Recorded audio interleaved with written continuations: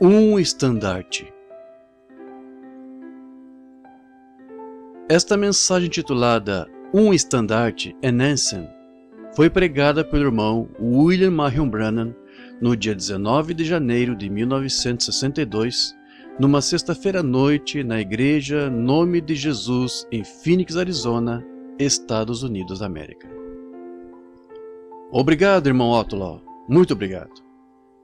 Boa noite, amigos. Essa foi com certeza apreciei essa fina apresentação pelo irmão Otto, e é um sentimento mútuo entre nós. E estou contente em estar aqui neste tabernáculo esta noite, de volta aqui em Phoenix, e escutar estes maravilhosos cânticos e este admirável coralzinho. Eu os estava examinando bem, sou tão crítico quanto a certas maneiras das pessoas agirem e de se vestirem nesses últimos dias, que tenho mesmo de admirar este grupinho de mulheres de rosto limpo aqui. E parece muito bom para mim. Com certeza fico grato por elas. Deus as abençoe. E quanto ao irmão Otto e seu filho, lembro-me que quando estive aqui, o rapaz ainda era pequeno. E agora aqui está ele, eu acho que casado e talvez tenha uma família, e mostra que não demora muito para passar, não é? Com certeza a correnteza vai nos levando, mas há uma coisa gloriosa que estamos esperando, o dia em que veremos nosso Senhor Jesus, e então todos seremos transformados neste tempo. Disseram que a irmã Aldrop estava aqui esta noite, a senhora que foi curada de câncer. Eu mencionei seu nome outra noite. Onde ela está? Está aqui no edifício agora? Agora? Sim. Irmão Aldrop, sim. E irmão Aldrop também. Estamos sem dúvida alegres em tê-los no culto esta noite. Creio que vejo o irmão ou a irmã Evans de Macon, Georgia, aqui à esquerda, de lá de Macon até aqui. E este irmãozinho grego sentado aqui em frente, não consigo me lembrar. Ele é de lá da Grécia, de modo que não faz muito que eu conheci. E é eu creio, não é? Ou estou... O irmão diz... David, obrigado por aquela Bíblia e tudo mais, que o irmão me enviou recentemente, aquele livro, e lhe agradeço muito, irmão. Muitos dos nossos amigos, há outro grupo da Georgia, irmão ST, eu creio, ou TS, deste lado, e fiquei contente em ver o filho do irmão Williams. Quantas vezes ele me pediu para orar por ele e ouvi-lo testificar assim, de pé aqui esta noite. Sem dúvida, emocionou meu coração. Também, por isso. Chegando, eu me encontrei com o irmão McNally lá fora, meu velho amigo. Eu consigo vê-lo praticamente toda vez que venho. Há tantos de nossos amigos aqui.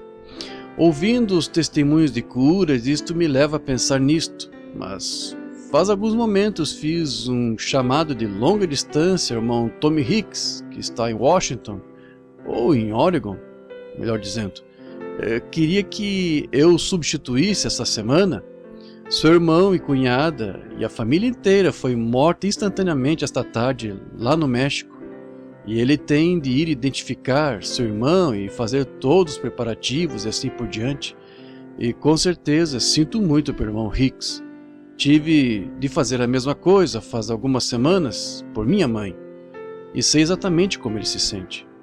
E assim, eu creio que nesta ocasião, sendo que estamos todos unidos como um grande corpo cristão de pessoas, creio que seria muito amável inclinarmos a cabeça por um momento e oferecermos oração para o consolo do irmão Hicks nesta hora.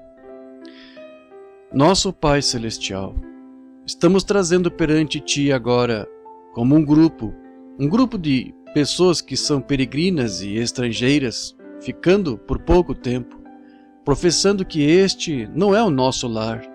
Nós somos cidadãos de outro grande reino que virá, que Jesus nos ensinou a orar: venha o teu reino, seja feita a tua vontade. Pai, esta noite, um de nossos irmãos, o irmão Tommy Hicks, teu servo, a tristeza está chegando do outro lado dos fios aos seus ouvidos. Seu precioso irmão, crendo que não era um rapaz salvo, e sua esposa e pequeninos, todos foram simplesmente destruídos hoje por um acidente de carro. E nosso irmão está no ar agora, voando para receber o corpo do seu precioso irmão. Eu rogo pelo irmão Hicks, Senhor, rogo que teu Espírito esteja sobre ele e o ajude. Consola-o, e que a grande mão do Deus vivo se estenda e lhe dê graça sustentadora nesta hora, sentindo eu mesmo esse sentimento doloroso, Senhor, de apenas algumas semanas atrás, algo semelhante que aconteceu, e sinto muito por ele. E rogo que tu o consoles de todas as maneiras que possas, Pai. Pedimos isto em nome de Jesus. Amém. Há simplesmente tanto para ser dito, tão pouco tempo para dizê-lo. Sentimos muito esta noite de que pessoas estejam em pé dentro, fora, ao redor das paredes da igreja. Agora, esta próxima semana, próxima quinta-feira, começa a convenção aqui no Ramada. Creio que pronunciei certo, subindo do lado direito da oeste, ou rua Vambering Leste. E o Ramada tem um grande salão lá, com acomodações suficientes para acomodar 2.500 pessoas. E para mim, tenho considerado um grande privilégio ser convidado aqui pelo Companheirismo dos Homens de Negócios do Evangelho Pleno, que tenho pregado na maior parte do mundo para eles. E me convidaram aqui a esta convenção, o irmão Williams, o presidente aqui desta subdivisão e muitos dos ótimos homens. E estamos esperando uma grande ocasião lá. E haverá uns oradores muito bons, pelo que entendo, para estarem lá. Entendo que será meu grande privilégio falar ao café da manhã de sábado. E se for assim, quero falar sobre o tema O Pior Homem que Já Encontrei. Assim, e então no domingo à tarde é para eu falar novamente, falar ao corpo de crentes lá no domingo à tarde. A semana toda tenho de ir de igreja em igreja, igreja em igreja, às vezes 2 num dia, e assim para visitar meus irmãos. E sem dúvida, considero um privilégio, amigos, poder conhecer as diversas organizações. E aqui, muito tempo atrás, seria quase impossível reunir as pessoas das diferentes fases e organizações, mas Deus é tão maravilhoso. Ele é. Ele simplesmente inverteu isso, de modo que todas elas agora estão começando a ter companheirismo umas com as outras, e esquecendo suas pequenas divergências e prosseguindo para o alvo da soberana vocação. Isso, sem dúvida, é ótimo. Estou muito agradecido a Deus em ver isso. E agora que isto simplesmente continue a crescer, é a minha oração. O irmão Outlaw, como ele acabou de dizer, foi o primeiro a me convidar a Phoenix. Vim aqui muitos anos atrás com o irmão Kitson e tivemos uma grande reunião. Aquela reunião foi um marco na minha vida. Não tinham gravadores então. Tinha um pequeno gravador de disco de vinil e faziam gravação. E eu ainda tenho as gravações que eram da igreja do irmão Outlaw e da igreja do irmão Garcia lá. O pequeno coral de latinos que cantava em espanhol, como estes cantam em inglês. E de vez em quando sentimos saudade em casa. E eu fico meio melancólico para ver o pessoal, veja, o pessoal de Phoenix. Eu ponho aquele disco para tocar, sabe? E vocês... Está bem gasto agora, mas eu simplesmente o conheço tão bem que sei cada vez que vai saltar e pular uma linha e assim por diante. Por isso eu fico de olho nele. Tive uma experiência muito triste na vida recentemente, a de perder a minha mãe, que era uma cristã muito amável. Mas sua partida foi rápida. Não tenho tempo de contar esta noite. Quero, numa das reuniões, um dos pequenos cafés da manhã em algum lugar, e como o Senhor me mandou para longe, para isto acontecer, Ele me deu uma visão para onde ir e do que aconteceria. Então, a caminho de volta, e a ternura de ver mamãe chegando ao fim do caminho, e segurando-a em meus braços, ou pelo braço, e encomendando sua alma a Deus, e vendo aquela velha mulher, santa e querida, enquanto ela partia, quando já não conseguia mais falar.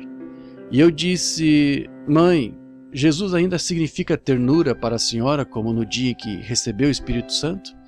A senhora não consegue falar, eu sei, mas se é real, apenas pisque seus olhos bem rápido. E ela piscou os olhos. As lágrimas simplesmente correram no rosto. E ela foi ao encontro do Senhor. Aquela noite, Ele veio a mim numa visão e a mostrou a mim, a maneira que ela estava então.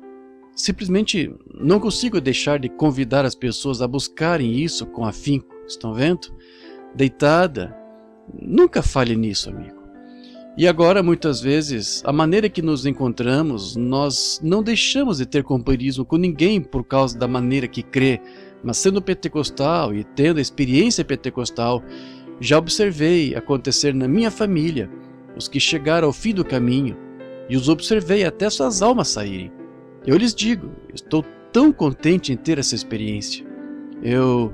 De ser uma experiência pentecostal em mim, e quero que todos a tenham. Não falhem nisso. Seja lá o que fizerem, não falhem ter a experiência. Comumente em minhas reuniões, em todo lugar que vou, trata-se de sempre orar pelos enfermos. Não sei, tem sido de muito êxito. O Senhor tem abençoado, respondendo minhas orações muitas vezes. E gostaria de saber, antes de lhes falar, se alguém veio esta noite para receber oração, algo de modo que eu possa alterar meu tema um pouquinho. Se vocês fossem receber oração, eu ia falar algo sobre cura divina, senão ia falar sobre outra coisa. Há alguém aqui para receber oração, que gostaria de receber oração? Erga a mão, de modo que eu possa ter uma visão geral. Que coisa! Bem, eu lutei cerca de meia hora, faz pouco. Digam a propósito, Billy Paul está aqui, meu filho? Billy Paul, você está aqui? Tem alguns cartões de oração aí? Vá pegar alguns enquanto estou falando um pouquinho. Distribua-os. Estão vendo? Se não distribuir, às vezes voltam várias vezes, e para lá e para cá na fila assim, nunca se chega ao fim dela. Sim. De modo que... E assim, se vai ter tantos assim, queremos ter cada um deles. Mas não duas vezes, veja. Não podemos. Porque muitas das pessoas aqui vieram de bem longe. E eu falarei em tom calmo, só por alguns momentos, sobre alguma outra coisa, tentando ajudar e elevar a fé a ponto que possamos orar pelos enfermos. Vocês têm um maravilhoso pastor e co-pastor aqui, junta maravilhosa, igreja maravilhosa, povo maravilhoso. E outro dia eu estava falando numa das reuniões aqui em Phoenix, na primeira reunião, estava dizendo, enquanto a esposa e eu íamos pela rua, ora, qual deve ter sido a aparência deste vale há centenas de anos, e a aparência hoje. E hoje fizemos um passeio e subimos a montanha do sul, e bem acima da cidade lá, fora da atmosfera da cidade. Ficamos sentados lá juntos, falando acerca do Senhor, e de quão bom Ele tinha sido para conosco. E apenas o Espírito Santo tão docemente entrou no carro, e simplesmente... E olhei para baixo no vale onde o pequeno José e eu descemos, não faz muito, quando estive aqui. E ele e eu nos sentamos lá embaixo e seguramos as mãos um do outro e oramos, meu menininho. E pedi a Deus que quando eu partisse, me permitisse pôr minha Bíblia em suas mãos e deixá-lo ficar com ela, só com a palavra. E isso será uma contribuição a ele por poupar minha vida e me ajudar. Agora, sabe, se você se distanciar Nós sabemos, todas as cidades, acho que Phoenix é uma cidade maravilhosa. Mas eu disse à minha esposa, imagine só, lá embaixo agora, nesse exato momento, esse pequeno vale, o Vale de Maricopa aqui, enquanto podemos olhar por todo o rio Salt por aqui, quantas pessoas neste minuto, nesse pequeno vale, estão tomando o nome do Senhor em vão? Quantos pecados, adultério e assim por diante, foram cometidos na última hora nessa cidade, este pequeno grupo de pessoas? Eu disse, quantas pessoas você acha que pecaram nos últimos 15 minutos, desde que nos sentamos aqui em cima, nessa cidade? Pense nisso essa noite. Eu disse, é de admirar que Deus não acabe com tudo isso assim. Isto, sem dúvida, é verdade. Mas lembra-se como foi em Sodoma? Havia alguém lá embaixo que tinha de ser tirado de lá. Eu disse, querida, além de tudo isso, lembre-se que neste vale, desde que sentamos aqui, houve oração após oração que saíram de um coração sincero. Está vendo? E eu disse, é por isso que estamos aqui em Phoenix hoje, e nessas reuniões por aqui, o companheirismo com nossos irmãos, é para nos reunir a eles, para ajudar a levar esta grande carga, para tentar fazer que outros vejam. Agora, algum dia creio que o vale todo será limpado, a terra toda será purificada, e virá um grande milênio. E eu disse, os guerreiros e heróis da fé então caminharão pelos jardins de Deus, e nunca mais ficarão velhos, nunca mais ficarão enfermos, enquanto hinos enchem o ar, os anjos olhando para baixo. Penso num soldado que volta para casa quando foi homenageado, sabe, no estrangeiro ou algo assim, e como parece que as pessoas lhe prestam tão grande homenagem. Mas que é isto? São só algumas homenagens na rua, e algumas trombetas a tocar, e os sinos a retinirem, e então retorna-se à velha rotina. Mas desta maneira será uma eternidade sem fim, como os hinos dos anjos cantando, enquanto estes guerreiros e suas esposas e famílias caminham pelos paraísos de Deus. Agora, isso não é um sonho mítico como Papais Noéis no Natal, é a verdade, amigos. E estamos esperando por isso. Estou esperando, de todo o coração, por esse tempo quando Cristo virá e seremos feitos à sua semelhança então, e não haverá mais velhice. Que disse? Venha cá, Paul, por favor. E vocês que querem cartão de oração, enquanto ele vem, só para lhes dar um cartão de oração, apenas ergam as mãos. E seria pedir um pouco demais se pedíssemos a esta pianista e este coral aqui para cantar? Bem, vamos pedir para a audiência, vamos pôr todos nisto, por favor, para cantar junto a ti, junto a ti. Conhecem o hino? Conhecem? Todos conhecem? Aham, junto a ti. Muito bem. Algum hino? Deixemos o coral cantar então, que acho que seria melhor. Só deixar o coral cantá-lo. Isso deixará todos vocês ficarem interessados na distribuição, receber seus cartões de oração. Irmão Outlaw, poderia vir aqui novamente, por favor? Se não for pedir-lhe demais, meu irmão. E ouviremos outro coro, ou o que seja, das pessoas. E então passaremos diretamente, o mais rápido possível, a uma curta mensagem e oraremos pelos enfermos. O Senhor os abençoe. Orem pelo pequeno coral agora, enquanto todos os que apreciam, vocês, pessoas pentecostais que apreciam um belo grupinho de jovens de aparência limpa assim, ergam as mãos. Estão vendo? Sem dúvida que apreciamos. Há uma coisa notável, muitas coisas notáveis acerca desta igreja aqui.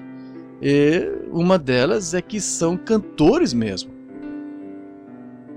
O irmão Billy Paul Branham distribui cartões de oração por uns 7 minutos, enquanto o coral canta Jesus é meu amigo ou Jesus cuidará de mim até o fim. O dirigente do coral então diz: Billy disse para cantarmos Partir, mas queremos cantar um hino que cantamos outra noite, parecia que não conseguimos deslanchar. A mesma coisa na terça-feira à noite, até que cantamos este hino. De modo que Tentaremos cantá-lo agora. Eu estava lá quando o Espírito veio. Quantos têm o Espírito? A congregação diz amém. O dirigente do coral diz: quantos têm o Espírito? A congregação diz amém. O dirigente do coral diz: assim, eu estava lá quando o Espírito veio. O coral agora canta: eu estava lá quando o Espírito veio. Oh, graças a Deus por isso, amém. Quão agradecidos estamos por um bom enlevo espiritual como esse. Estava lá quando o Espírito veio. Agora, estamos agradecidos por esses cultos, novamente eu digo, e estamos orando agora que Deus cure os enfermos, salve os perdidos. Agora, orem por mim. Agora, quando chegamos de modo meio inesperado e não temos nada planejado, apenas de passagem e tal, não podemos sentir que não estamos fazendo o melhor para o Senhor, mas tentamos fazer o melhor que podemos para Ele. Assim, inclinemos a cabeça mais uma vez agora para a oração. Nosso Pai Celestial, esta noite, com corações agradecidos que estamos diante do Teu trono, não sabendo exatamente qual é a Tua vontade e o que é para fazermos, mas Tu nos guiarás. Tu prometeste de modo que cremos nisso. Rogamos que Tu fales aos perdidos esta noite e cures os enfermos. Recebe glória para Ti mesmo. Abençoa esta igreja. Nós pedimos novamente, Senhor. Abençoa toda a igreja que está nessa cidade e neste vale, de modo que chegue a hora em que haja um grande derramamento do Espírito sobre todo este povo, de modo que pessoas de todo o país se congreguem para ouvir a palavra do Senhor. Agora compreendemos, Senhor, que o motivo por que podemos nos regozijar e cantar hinos é, primeiro, porque viemos a Cristo crendo que Ele era, porque a fé é pelo ouvir o ouvir da palavra. E como gostamos de cantar cânticos espirituais e ver o Espírito se mover na audiência, agora possas Tu prover a palavra que condicionará o coração das pessoas para servirem mais, para a cura dos enfermos e a cura espiritual de alguém que tenha se ofendido, ou uma consciência um tanto sensível que tenha se ferido, como a cana quebrada. Rogamos que Tu a fortaleças esta noite, Senhor, e lhes dês do Teu bálsamo de cura, que dê a cura a todos, de modo que este que tenha se desviado do caminho retorne ao caminho esta noite. Também pedimos, Senhor, por aqueles que estão nos hospitais, tão enfermos que nem mesmo podem vir aos cultos. Rogamos por eles, sabendo que adorariam estar aqui, mas o inimigo os prendeu de tal modo que não podem vir. Deus, concede que a libertação deles venha rapidamente. Cremos que está escrito na palavra que se o povo que se chama pelo meu nome se congregar e orar, então eu ouvirei dos céus. É por isso que aproveitamos esta oportunidade para orar enquanto todas as igrejas estão congregadas, de modo que Tu ouças do céu e cures nossa terra. Pedimos isto agora, para a glória de Deus, em nome de Jesus Cristo. Amém. Agora, sentindo por aqueles que estão de pé e com as pernas ficando cansadas, eu me apressarei tão rápido quanto possa. Gostaria de voltar algum dia a Phoenix e onde pudéssemos reunir a todos e ter um bom culto longo de cura em Phoenix, onde o Senhor abençoe alguns de nós. Alguns de nós são pregadores, como o irmão Outlaw, e muitos dos outros irmãos aqui são pregadores. Não sou um grande pregador, eu só oro pelos enfermos. E entretanto, não há ninguém que já tenha pregado o Evangelho que não ame expressar seus sentimentos ao povo. Há simplesmente algo nisso que você ama fazê-lo. E estou tão contente de que vocês tenham vindo para ouvir a maneira simples de me expressar acerca dele, e confio que ele fará algo esta noite para provar a vocês que eu estou lhes dizendo a verdade e os amo. Quero tomar um pequeno texto aqui por alguns minutos, querendo o Senhor, de São João capítulo 12 e o versículo 32. E eu, quando for levantado da terra, todos atrairei a mim. E como curto texto para falar sobre isso, eu gostaria de tomar o texto de um estandarte. É uma coisa muito esquisita, estranha, ler um texto assim, ou ler uma escritura, e então tomar um texto estranho. Mas constatei, como os anos de ministério, que às vezes Deus vem de maneira estranha, em ocasiões estranhas. Ocasiões quando você não está pensando. Fala por meio de textos que você não imaginaria que ele falasse. Usa alguém que acharíamos ser insignificante, mas Deus opera de maneiras misteriosas, seus prodígios a realizar. E um estandarte, claro, todos sabemos o que é um estandarte. É algo que é em comemoração, levantou algo para as pessoas olharem. É algo posto diante de você. E Deus prometeu em Isaías capítulo 5 e versículo 26 que haveria um estandarte levantado. Haverá um estandarte levantado. O homem sempre tem a tendência, está dentro dele, tentar ajudar a si mesmo. Agora, essa é simplesmente a natureza do homem. Agora, o que estamos tentando fazer é assentar uma base aqui para algo que estamos pedindo para o Senhor fazer.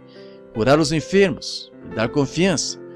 E pode ser que simplesmente você não tenha fé logo de início em algo que você não conhece nada a respeito. Você primeiro tem de ter algo sobre que a fé possa descansar. Quando se casou com sua esposa, você teve de ter fé nela. Ela teve de ter fé em você antes que vocês pudessem constituir um lar. E você simplesmente não pode tomar algo a esmo e ter fé nisso, porque não está provado. Assim, a coisa mais provada sobre a qual poderíamos nos basear para a fé seria a palavra de Deus. Porque a fé é pelo ouvir e ouvir a palavra de Deus, porque é a palavra de Deus. E o homem agora, sendo que ele foi feito, mesmo em sua condição caída, ainda assim ele está à imagem do seu Criador, Deus. E no sentido da palavra, ele é um filho de Deus, caído da graça. Ele caiu do que Deus o fez para ser, e em seu estado caído, dá-lhe esses atributos para tentar fazer algo para reabilitar-se, a ponto que alguma coisa dentro dele lhe diga de onde ele veio. Porque ele sabe que ainda não está na condição correta, porque vê a morte, enfermidade, tristezas e angústias e desapontamentos. Ele sabe que não foi feito para isso. Todavia, não importa quão distante esteja de Deus, há algo dentro dele que lhe diz isso, algo interior. Agora, o homem é formado como um ser trino, alma, corpo, espírito. Agora, o exterior é o corpo. Esse corpo tem 5 portas, que são os 5 sentidos, naturalmente. Visão, paladar, tato, olfato e audição. O interior, como a semente que foi plantada, o interior disso é semelhante à polpa da semente, que é a alma. Essa tem 5 portas de entrada, consciência, memória e assim por diante. Mas então dentro desse pequeno compartimento está o terceiro compartimento, que é o espírito. E é isso o que controla o resto. Tem só uma avenida de entrada, que é a vontade própria. Você pode aceitar ou rejeitar. E essa é a única avenida a isso. Se você aceita a vontade de Deus através desse Espírito, o Espírito de Deus ocupa o lugar dele no seu coração e controla o resto de você. E se você não aceita isso, então o inimigo toma esse lugar e controla o resto de você, de modo que depende disso. E o homem sendo formado dessa maneira, então isso dá aquilo dentro dele que o faz querer realizar algo por conta própria. Ele está tentando fazer alguma coisa para salvar a si mesmo. Ele quer sair disso, mas quer fazê-lo ele mesmo. Ele quer sua própria maneira de fazer isso. Agora, ele tentou conseguir muitas realizações. Ele tentou realizar isso através da ciência. E toda vez que ele age através da ciência, ele só se destrói. Toda vez que a ciência faz algo, ele se destrói. Pólvora e energia atômica e armas nucleares e automóveis e todas essas coisas. Todavia, temporariamente isso o ajuda, mas a longo prazo ele se destrói. Porque está É algo que ele consegue enquanto está na oficina de Deus, tentando fazer algo, perverter o que Deus fez e pôr suas próprias ideias e elaborar isso. Agora, como eu disse sobre essa cidade, como esta grande e bela cidade aqui, se essa cidade fosse só, seria mais bonita do que no princípio, se de um lado ao outro das ruas o povo de Deus fosse com as mãos erguidas, louvando a Deus por seu lar e tudo mais. Phoenix seria um jardim na terra? A congregação diz amém. Mas, ao invés disso, como todas as outras cidades, é mentir, roubar, trapacear, jogar, fumar, beber, fazer farra, adultério, e tornou-se um fedor perante Deus. Estão vendo? Assim, veja, o que o homem tenta realizar, ele só complica. Ele não pode salvar-se. E ele tenta por instrução, tomou essa rota para ver se conseguia instruir pessoas ao conhecimento da salvação de Cristo, ou conhecimento de salvação para si, ou fazer algo através de sua instrução. Estava lendo outro dia na revista Life, que tinham, creio que muitos de vocês leram o artigo, que tem feito de tudo agora no sentido de juntar diferentes elementos ou acumulações, de modo que quase podem criar vida, e disseram que a fariam. Não podem fazer isso. Vida é criação. Portanto, só um é criador, que é Deus. Estão vendo? Nunca conseguirão fazer vida, mas estão tentando fazer isso. Gostaria de saber que tipo de espécie seria se pudesse fazê-la, se fosse segundo a inteligência de um homem. Assim, vê-se que ele não pode fazer isso. Simplesmente não é para ele fazer. Ele falhou com instrução. Ele falhou com ciência. Ele sabe que veio de algum lugar, mas quer encontrar seu caminho de volta. Adão realmente expressou isso, o primeiro homem na terra. Após constatar que tinha caído da graça, ele tentou usar sua própria inteligência e preparar um caminho de volta a Deus sem uma expiação. Ele tentou voltar a Deus sem fazer uma expiação, algo para pagar por seus pecados. Depois que a pena de Deus foi morte, ele tentou voltar sem uma expiação de morte. E os homens ainda estão tentando fazer isso, tentando fazer uma religião sem uma expiação nela. Adão fez para si uma cobertura de folhas de figueira, sem sangue derramado para esta cobertura, e Deus a rejeitou. E ele a rejeitou então, e ele sempre a rejeitará, porque sem derramamento de sangue não há remissão de pecados. Ele simplesmente não consegue voltar, porque a pena é morte, e algo tem de morrer para pagar essa pena. Assim, só pode ser algo que substitua, ou todos estaríamos na morte se não houvesse um substituto a que nos agarrarmos. E o homem, fazendo isto, compreendeu que ele necessita de algo a que se agarrar, algo que ele possa tocar, algo que ele possa dizer, é isto, eu tenho, sei que é isto. Assim, Adão, para se agarrar a algo, fez uma folha de figueira para cobrir sua nudez e a de sua esposa, mas verificou que aquilo que ele tinha em sua mão não funcionou. No decorrer das eras, nós poderíamos enumerar homens se apenas tivéssemos tempo. Tomemos 2 ou 3 deles, mesmo assim. Tomemos Nimrod. Nimrod pensou a mesma coisa. Depois do dilúvio, ele estava consciente que havia um Deus que julgaria os ímpios, porque eles tinham acabado de passar por aquele dilúvio, e ele sabia que foi pecado que levou Deus a destruir o mundo. Portanto, sabendo que pecado novamente levaria Deus a fazer a mesma coisa, ele tentou realizar algo, fazer uma torre, que homens poderiam subir rápido para o céu se ficasse ruim aqui na terra, e viver no céu. E então descer de volta à terra e pecar e subir ao céu de novo. Agora, essa tem sido a ideia dos homens o tempo todo, tentando pecar e viver na terra e estar no céu ao mesmo tempo. Não se pode fazer isso. Não se pode fazer isso. Jesus disse, não podeis servir a Deus e a Mamon. É por isso que cremos esta noite numa total abstinência do pecado, afastando-se dele. Ele é veneno. Não brinque com ele. Não tolere de modo algum.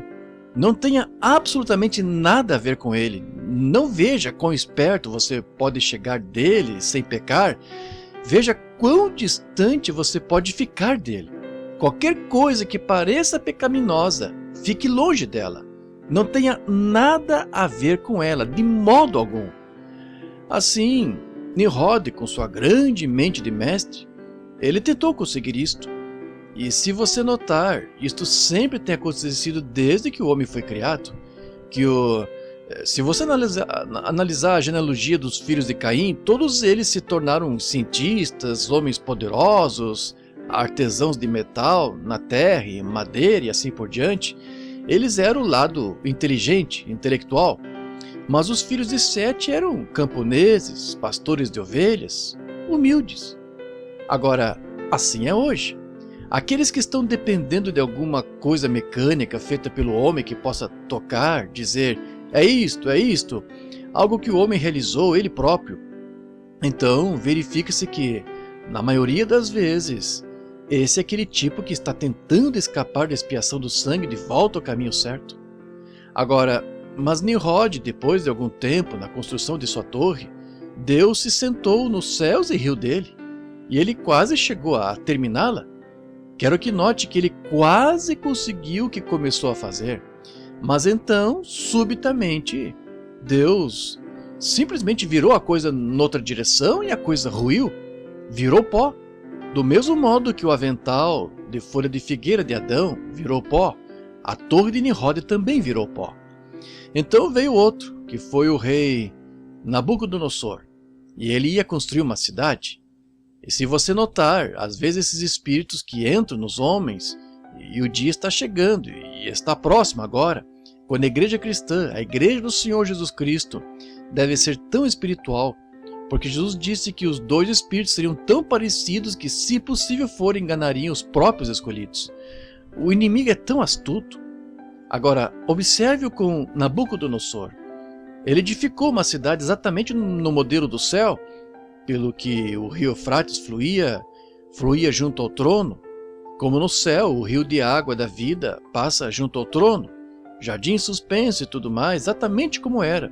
Porque antes, quando Abraão estava peregrinando, buscando tal cidade, e se você não for de mente espiritual, Satanás o cegará nessas coisas, veja, algo que parece muito com ela, mas não é ela. Se for feita pelo homem, não serve. Se for comprado pelo sangue por Deus, é a verdade. Essa, veja, é verdadeira. Mas se for feita pelo homem... Agora, ele fez esta grande cidade, e então verificamos que também ele fez uma imagem para as pessoas adorarem, e trouxe adoração de imagem entre o povo. Mas em meio a tudo isto apareceu uma escritura sobrenatural na parede, uma língua desconhecida que ninguém podia interpretar, exceto um profeta cheio do Espírito que estava entre eles. E aquele reino virou pó, exatamente como a torre de Nimrod e o avental de figueira de Adão, do mesmo modo, porque foi algo que o próprio homem realizou, foi algo que ele quis fazer, para mostrar que podia salvar a si mesmo. Você não pode salvar a si mesmo, não há nada que você possa fazer acerca disso. O caminho já está feito para você. Você não pode salvar a si mesmo. Poderíamos citar muitas outras grandes coisas que aconteceram. Recentemente na França, depois da Primeira Guerra Mundial, quiseram construir a linha Siegfried lá. E apontaram todas as suas armas para a Alemanha e disseram: agora, se os alemães algum dia tentarem vir nessa direção novamente, ora, poderemos mantê-los à distância, porque temos uma linha aqui com que podemos mantê-los longe. Só para mostrar que esquemas feitos pelo homem não conseguem perdurar. Os alemães foram mais espertos. Eles ficaram atrás dessa linha Siegfried e disseram: podemos comer, beber, viver adultério, dançar, viver em pecado, fazer tudo o que quisermos porque estamos protegidos. Fizemos algo que nos protegerá. Os alemães marcharam dando a volta por trás e os tomaram, veja. Deram a volta por trás. Porque eles se esqueceram de fazer que suas torres de armas pudessem girar em qualquer direção. Assim, os alemães simplesmente saíram do alcance de suas armas e deram a volta por trás. E a linha Siegfried caiu. os alemães vieram e fizeram a linha Maginot e pensaram, se os Yankees algum dia chegarem aqui, ora, nós simplesmente nos abrigaremos neste concreto fortificado e ficaremos bem. O que aconteceu? Os Yankees chegaram com bombas, arrasa-quarteirão e os emilçou. Ela caiu de qualquer maneira. Os Estados Unidos aqui, não faz muito, pensaram que podiam construir um navio que nenhum outro construtor de navios poderia construir. Chamou-se Titanic. Certa noite, quando cruzava o oceano com seus motores funcionando a todo vapor e as bandas estavam tocando jazz, bem animado, subitamente mudou para mais perto, meu Deus, de ti. Por quê? Chocou-se contra uma massa de gelo lá e fez um rombo nele e arruinou os motores e ele foi para o fundo do mar. Por quê? Deus, com sua mão poderosa, mostra que este mundo não pode durar para sempre. O homem não pode realizar nada por conta própria. Agora, hoje, há uma grande discussão acerca das armas nucleares e estamos gastando bilhões de dólares para tentar levar o homem à Lua, de que vai servir depois que ele chegar à Lua. Não estou, como disse a outra noite, não estou preocupado em chegar à Lua. Estou querendo chegar ao céu, pois a Lua não é longe o bastante para mim. E então os russos dizendo, nós colocamos o primeiro homem no espaço. Sem dúvida que discordo deles quanto a isto. Aquele homem foi ao espaço há cerca de 2 anos.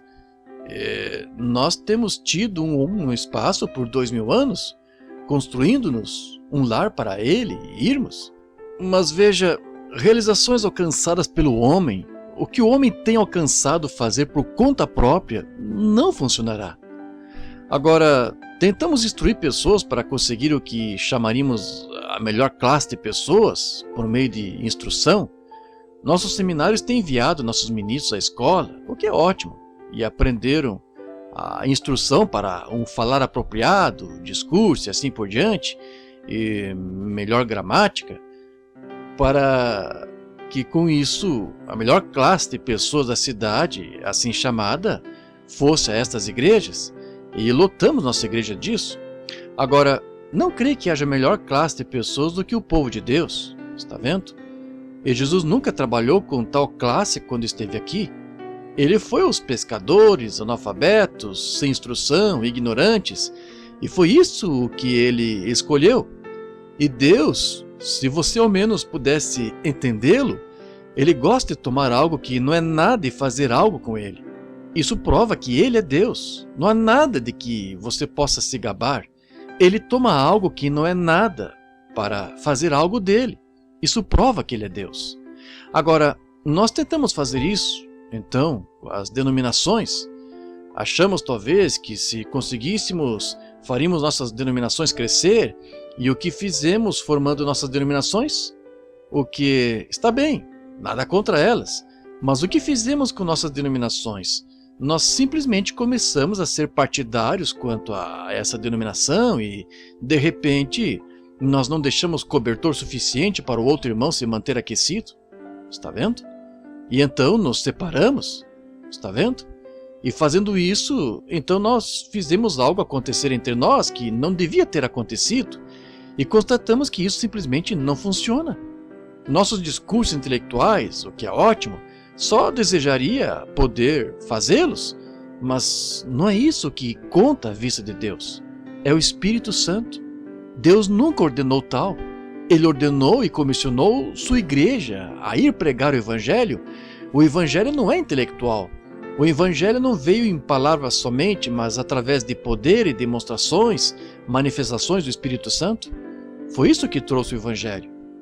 Aqui não faz muito tempo, em Chicago, um grupo do Evangelho Pleno anunciou uma reunião e foram a certa grande escola bíblica e arrumaram um grande orador intelectual.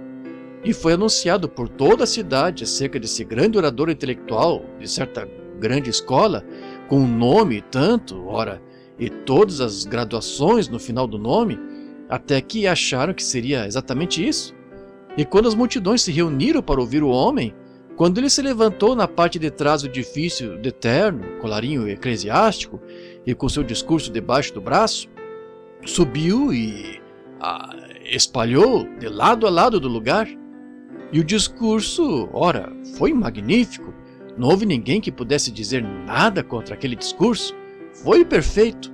A gramática foi exata. Suas ações e suas maneiras de púlpito foram perfeitas. Ele não gaguejou, balbuciou, nem babou, como muitos de nós fazemos, mas ele pronunciou seu discurso com grande eloquência. Mas ele pensou, com este bando de gente iletrada, eu subirei lá e lhes mostrarei o que realmente significa ser um pregador. Com seu peito estufado, ele subiu, todo cheio de si, e fez este discurso. Mas ele verificou que aquilo não se ajustou àquele tipo de multidão. Passou por cima do entendimento deles. Tantas palavras sofisticadas e arrogantes que eles não entenderam. Assim, depois de um tempo, quando ele viu que estava errado, ele ajuntou seu discurso e o pôs no braço. Seus ombros ficaram caídos, sua cabeça abaixada, seus joelhos curvados. Ele desceu cabisbaixo do púlpito, humilde, humilhado. Havia um velho santo sentado lá atrás, olhando ao redor. Tocou o outro, disse: se ele tivesse subido da maneira que ele desceu, teria descido da maneira que subiu. Portanto, é assim mesmo, até que o homem saiba que nada sabe, e se humilde perante Deus e espere que o Espírito Santo faça a obra. O negócio é esse. O homem não pode realizar nada por seu intelecto. Ele tem de depender exclusivamente de Deus. Agora, o homem fazendo isto mostra que há uma realização em algum lugar para esta grande causa que é ser redimido. E Deus fez essa realização. Ele fez isso. E fez tão simples. Foi pela fé. Deus disse no princípio que sempre foi pela fé. Hoje você não é salvo por obras, por boas coisas, por se unir à igreja, por ser instruído. Você só é salvo pela fé, e isso pela graça de Deus. Você é salvo pela fé por crer no que Deus já fez. Deus tornou o estandarte propício. Deus lhe deu algo a que se agarrar, um estandarte, como uma bandeira hasteada. E na Coreia, lá nas ilhas, durante o tempo da guerra, quando os americanos tinham feito os japoneses recuar, e eles subiram correndo em Guam e em diferentes lugares, ao topo do monte, o monte mais alto que puderam encontrar. E lá, com lágrimas correndo no rosto e com brados, eles fincaram a bandeira americana, a antiga glória, em cima da encosta. Eles tinham conquistado a terra. Que conquista! Erguer aquele estandarte de que isto nos pertence. Oh, que privilégio foi para aqueles soldados ficar de pé lá na terra que eles tinham conquistado. Eu lhe digo, Deus deu à igreja um estandarte um dia, quando Jesus foi levantado no Calvário entre os céus e a terra, nada menos que Deus, Emanuel, derramando o seu sangue sobre a terra.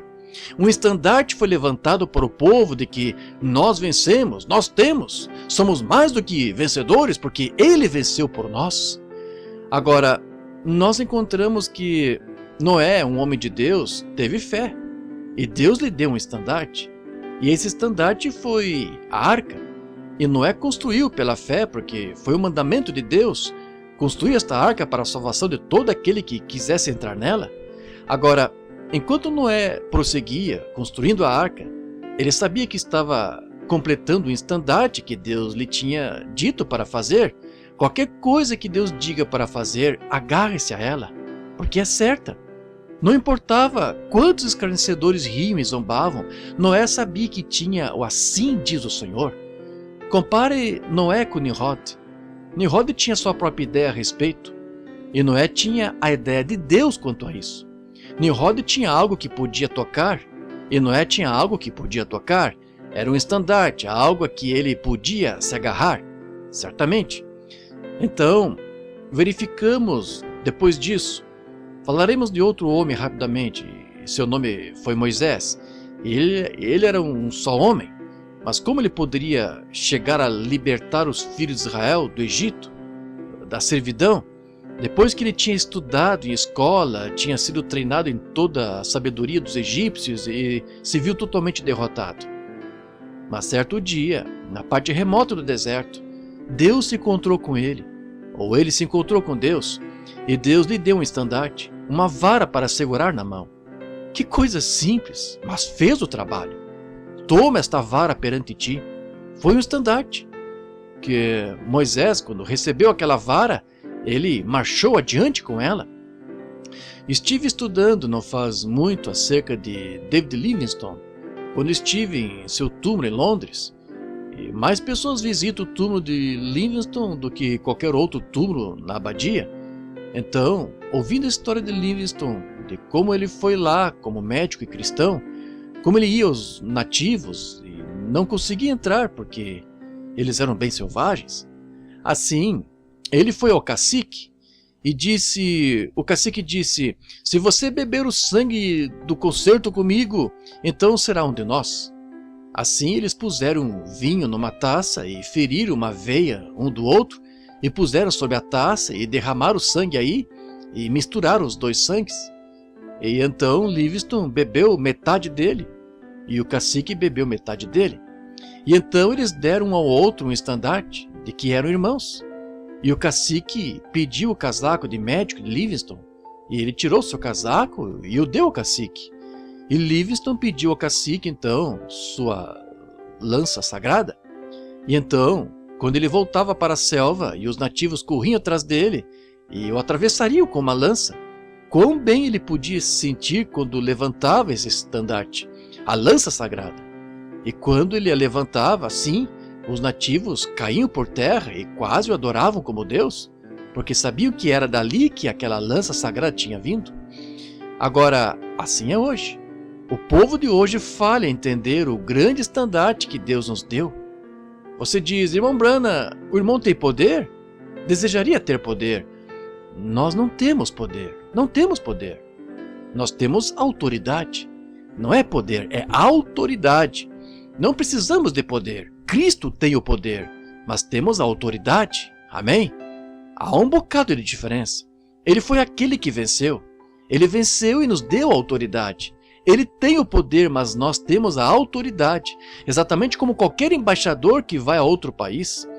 Aqui, para lhe explicar isto, lá você chega aqui a um desses cruzamentos aqui em Phoenix, por volta das 5 horas da tarde. Há um policial de pé aí. Aqui estão os carros passando a 40, 50 milhas por hora. Bem, aquele pequeno policial talvez não tenha mais do que 5 pés de altura, sei lá. E ora, ele não tem suficiente poder para parar um só desses carros. Ora, um só desses carros pode ter 300 cavalos. Bem, eles simplesmente atropelariam aquele pequeno homem e o quebrariam todo e seguiriam adiante. Mas deixa eu levantar a mão uma vez, soprar o apito. Ele não tem poder, mas tem autoridade. É isso. Freios vão derrapar e rodas vão ranger. Tudo vai parar porque ele levantou a mão, porque ele tem autoridade. E quando o homem ou mulher está vestido com a armadura completa de Deus, não é poder, é autoridade do alto. Quando ele fala, demônios clamarão e freios rangerão, até a própria morte estremecerá e sepulcros se abrirão diante da autoridade que Jesus Cristo deu à sua igreja. Todos sabem disso. Esses sinais seguirão aos que crerem. Levanta a autoridade, o estandarte. Deixe sua mão se levantar com sua luva branca e todo o carro parará. Ele não tem suficiente poder, talvez para parar uma bicicleta, mas tem autoridade para parar qualquer coisa que passe por aquela rua. Por quê? A lei inteira de Phoenix está dando-lhe respaldo. E um cristão que está morto e sepultado e ressuscitou com ele em sua ressurreição nos lugares celestiais, veja, se estamos mortos com ele, então também estamos ressuscitados com ele, porque o corpo vai onde a cabeça está, e ele é a cabeça, e este é o corpo. E não será, mas agora estamos assentados nos lugares celestiais em Cristo Jesus, com todo o poder do diabo conquistado e sob seus pés. Autoridade. Autoridade. Aí está o estandarte. É a mão que levanta, que conta. Moisés foi para o Egito. Havia os grandes mares lá. Levantou o estandarte e o que aconteceu? Eles viraram sangue. Levantou sobre a terra rãs, piolhos, pulgas. O sol se recusou a brilhar. A morte atingiu a terra. Por quê? Ele levantou o estandarte do juízo de Deus. E quando nós levantamos o estandarte do juízo de Deus, como crentes em Cristo, com uma vida crucificada para si mesmo e suas próprias ideias, e ressuscitada, e sua palavra vivificada entre vocês, todo demônio tem de ranger ao parar para ela. Isso mesmo, porque representa Cristo. Está vendo? Ele morreu. Foi ele que levantou o estandarte. E Moisés, com a sua vara, ela parecia uma coisa pequenina, mas era uma vara. E era o estandarte de Deus para o Egito, sua vara de juízo. E trouxe juízo. Deus sempre dá algo para que você possa olhar, algo que possa tocar, algo que possa provar, algo que esteja certo. Depois que você o aceitou, os magos, os reis magos, nós lemos, Pedro disse que ele percebeu que Deus receberia qualquer nação de pessoas, qualquer um que cresce nele. Os magos, eles estavam procurando uma estrela se levantar de Jacó, uma estrela sair de Jacó, e foi-lhes dado um estandarte. Quando Jesus nasceu em Belém, da Judéia, magos vieram da Índia seguindo uma estrela. Oh, que coisa! O quê? Um estandarte, uma evidência, uma prova sobrenatural. Você que não crê, eu gostaria que você visse isso. Não são todos que têm de ver. Ninguém viu aquela estrela, exceto aqueles 3 homens. Ela passou por cima de todo o observatório, uma evidência viva e genuína, um estandarte para conduzi-los a Cristo. Ninguém a viu, exceto eles. Um pouco e o mundo não me verá mais, todavia vós me vereis, porque estarei convosco sempre até a consumação dos séculos. O estandarte, Jesus Cristo, o mesmo ontem, hoje e eternamente. O verdadeiro estandarte de Deus. O incrédulo pode não ver isso. Jesus também disse, quem crê em mim também fará as obras que eu faço. Que seria isto? Seria um sinal, um estandarte. Pediram-lhe, certa vez, concede que meu filho se assente, um à direita, outro à esquerda. Ele disse, podeis vós beber o cálice que eu bebo? Podeis vós ser batizados com o batismo com que eu sou batizado? O mesmo Espírito Santo que estava sobre ele sem medida, vem sobre sua igreja por medida, mas é o mesmo Espírito Santo, o mesmo Deus, é o estandarte. Nós somos os estandartes de Deus para o mundo. É por isso que sempre estou repreendendo a igreja pentecostal, chamando-lhes a atenção pela maneira de viverem. É por isso que o mundo não pode ver Cristo, é porque afrouxamos o padrão. Afastamo-nos disso. Quando nossas mulheres se vestem e agem como o resto do mundo, quando nossos homens saem e contam piadas sujas e fumam e se comportam como os demais, casados 4, 5 vezes, tudo mais, convencem e o levam para a igreja e coisas assim, ora, não, o mundo não crê que você o tem. Deixe-me dizer-lhe, irmão, quando você está morto e sua vida está escondida em Cristo através de Deus, e selada pelo Espírito Santo, e Deus o levanta a lugares celestiais, você será um estandarte de que uma obra de Deus foi efetuada em você. Jesus disse em Marcos 16, esses sinais seguirão os que crerem. Que tipo de estandarte é? Alguma pessoa importante, cheia de si? Não, humildade. A plenitude de Deus em Cristo Jesus o fez caminhar como um humilde camponês, o fez lavar os pés de seus discípulos, não teve lugar para reclinar a cabeça. Alguns de nós, chamando-nos de cristãos, nós vamos a um lugar, temos de ter o melhor que há no país, temos de ter garantido um tanto de dinheiro, e não vamos, o evangelista. Alguns pastores não vão a uma igreja, a não ser que seja uma classe elevada e um lugar importante. Oh, que coisa! Precisamos de outra experiência como Paulo viu quando estava a caminho de Damasco. Paulo viu aquele estandarte levantado. Ele disse, quem é, Senhor? Ele disse, eu sou Jesus. O que necessitamos esta noite é de outra coluna de fogo pairada sobre a igreja novamente esta noite, de modo que os olhos cegos do povo sejam abertos e possam ver. Jesus ainda vive e reina, o estandarte. Agora, ele é o Deus que nos deu este estandarte. É um estandarte eterno. Lembre-se de que todos os estandartes romanos, todos os estandartes de Nimrod, todos da Babilônia e todos os demais foram derrubados e liquidados. Nós só os conhecemos pela história. Eu estive em Roma, onde os Césares outrora governavam o mundo, e você teria de cavar 20 pés na terra para encontrar onde o palácio deles esteve. Estive no Egito, onde os faraós estiveram, e acabou e virou pó. Irmão, mas há um estandarte que Deus tornou realidade um dia, ao ressuscitar Jesus Cristo dos mortos e enviar o Espírito Santo sobre sua igreja. E os céus e a terra passarão, mas a sua palavra nunca passará. Sob esta pedra edificarei a minha igreja, e as portas do inferno não podem prevalecer contra ela. Por quê? O estandarte vivo está na igreja. O estandarte, a prova infalível, perfeita. Algo que você pode tocar, algo para que você pode olhar. Veja aqui, este jovem Williams aqui, levantou-se e testificou como seus pais tinham orado por ele, e subitamente ele viu o estandarte. Algo aconteceu, ele viu. Ele disse adeus à velha casa de barro, e então se pôs a correr ao redor da Via Láctea branca, como o irmão falou. Quando homens podem ver isso? Quando for levantado dessa terra, todos atrairei a mim. Vós sois minhas testemunhas. Ser-me-eis testemunhas tanto em Jerusalém quanto na Judéia, Samaria e nos confins da terra. Esses sinais seguirão aos que crerem. Em meu nome expulsarão demônios. Falarão novas línguas, pegarão nas serpentes, beberão coisas mortíferas. Não lhes fará dano. Imporão as mãos sobre os enfermos e os curarão.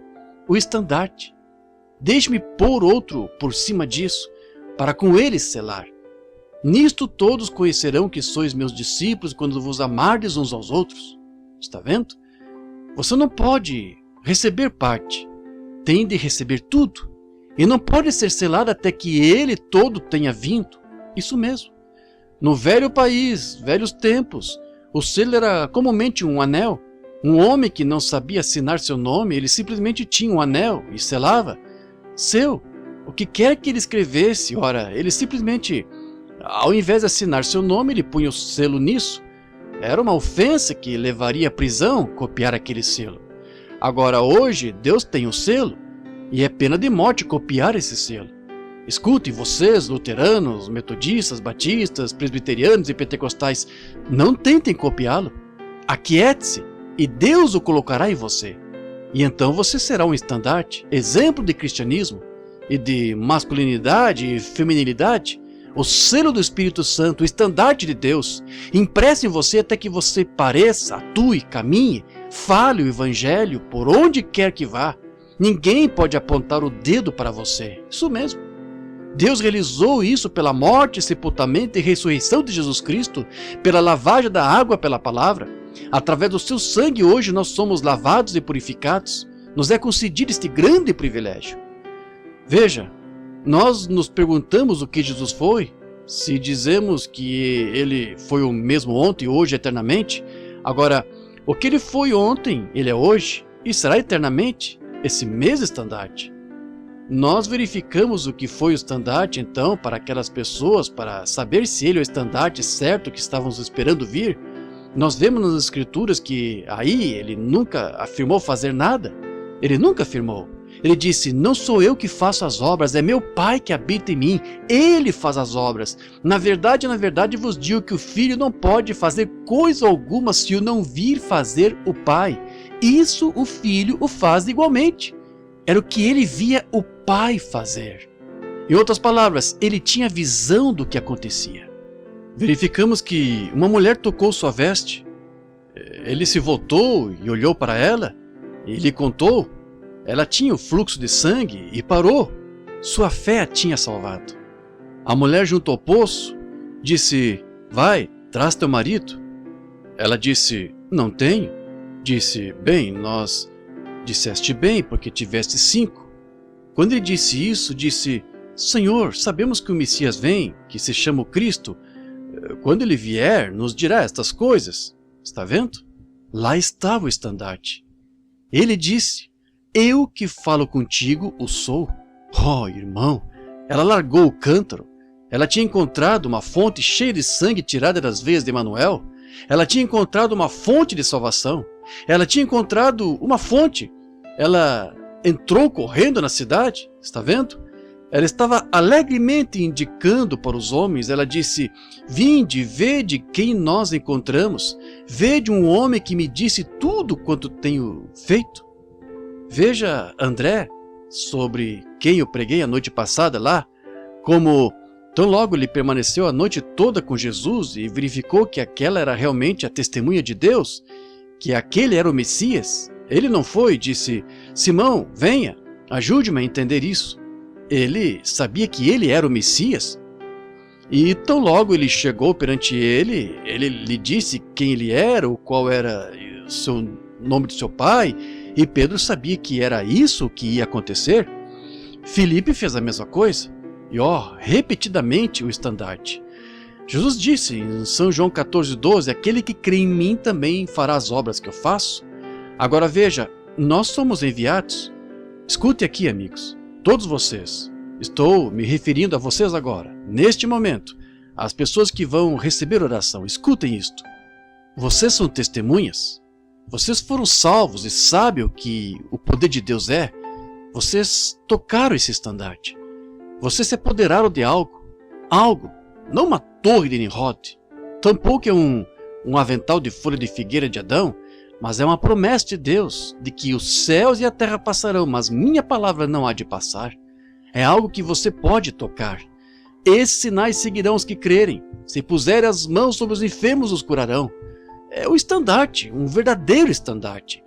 E para vocês, caso haja um aqui que nunca tenha aceitado este estandarte, que não sabe o que faz essas pessoas chorarem e clamarem e dançarem, e como ele faz essas mulheres deixarem o cabelo crescer e pararem de usar essas roupinhas sujas e parecerem sexy perante homens e coisas assim, esse velho espírito maligno saiu delas. Não me diga, você pode ser tão pura quanto um lírio para seu marido, mas quando chegar ao tribunal de juízo, você vai responder por cometer adultério. Isso mesmo. A Bíblia disse, Jesus disse, qualquer que atentar numa mulher para cobiçá-la, já em seu coração cometeu adultério com ela. E se você se veste para se apresentar perante homens, você é culpada, mesmo que um homem nunca toque. Quando aquele pecador responder pelo adultério dele, foi você que o levou a isso. Você se apresentou. Sim, senhor. Irmão, irmã, você pode achar que isto é antiquado. Teve um ministro, não faz muito, que me disse, o irmão Branham vai prejudicar o seu ministério, irmão Branham. Eu disse, não é meu, é dele.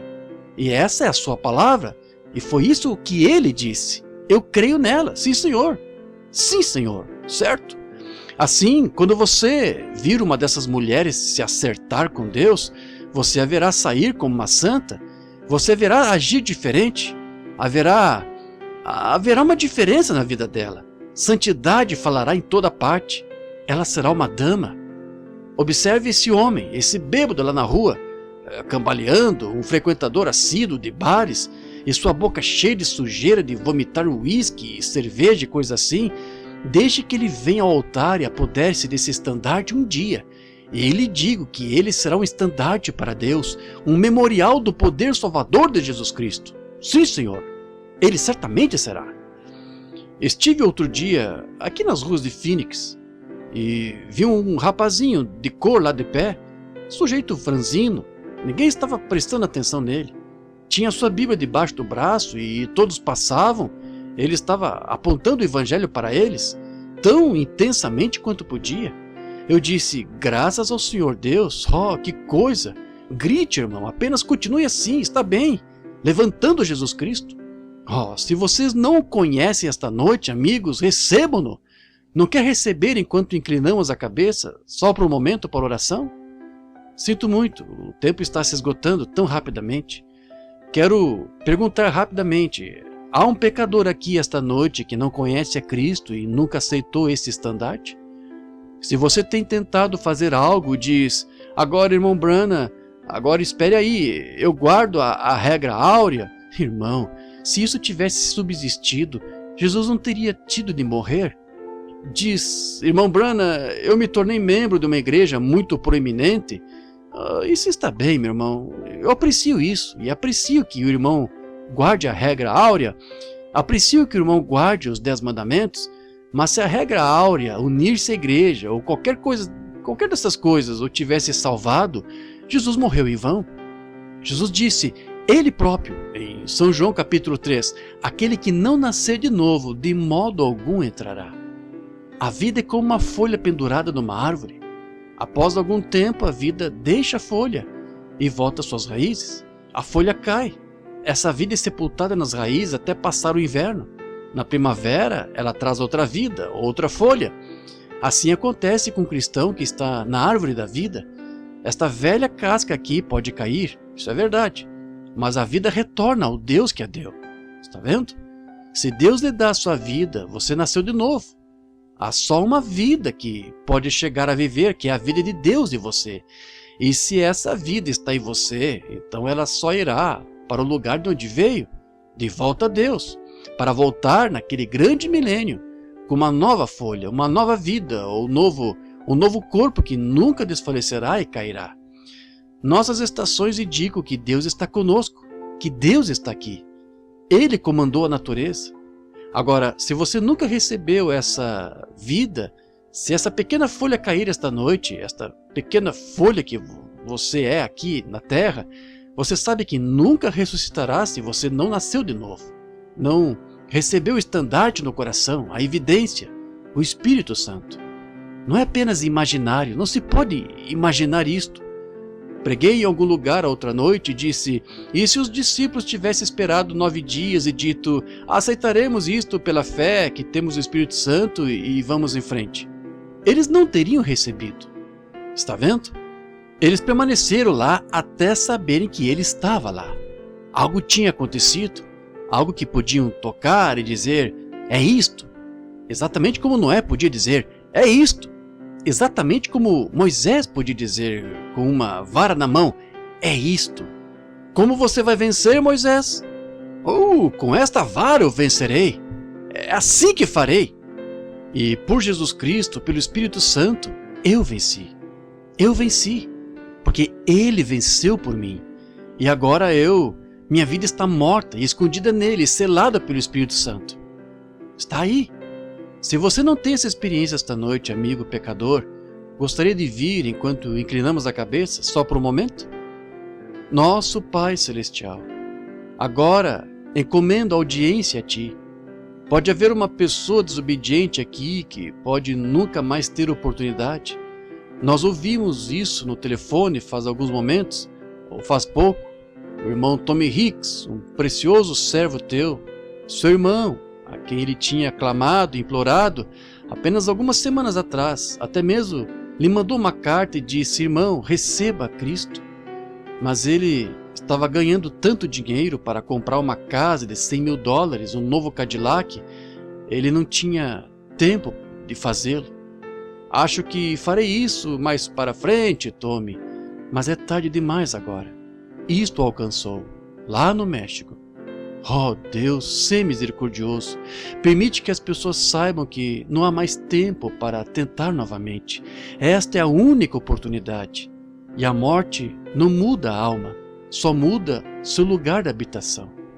Agora, Pai, eu rogo que se há uma alma aqui que sabe que é formada deste ser trino, tanto de alma quanto de corpo e espírito, que dentro da polpa em que vive está um espírito, dentro da alma que a controla está um espírito, dentro dos 5 sentidos há um espírito. E se esse espírito não é o Espírito de Deus, quando este outro se desfizer, nunca pode ressuscitar.